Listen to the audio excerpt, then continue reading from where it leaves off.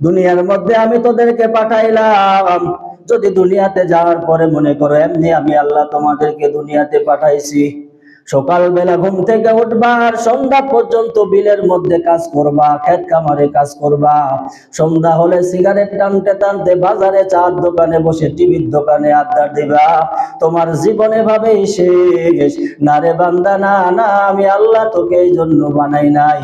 কাজ করবি কর, তবে আমি আল্লাহ রব্বুল আলামিনের জন্য দুনিয়াতে কিছু করতে হবে। আল্লাহ কোরআনের মধ্যে বলেন, ওয়া মা খালাকতুল জিন্না ওয়াল ইনসা ইল্লা লিয়াবুদুন। আমি আল্লাহ দুনিয়াতে তোদেরকে কেন পাঠাইলাম শুনে নাও। আমি আল্লাহ তোদের জন্য জান্নাত বানাইছি, জাহান্নাম বানাইছি, আর আমি তোদেরকে জান্নাত জাহান্নাম দেব।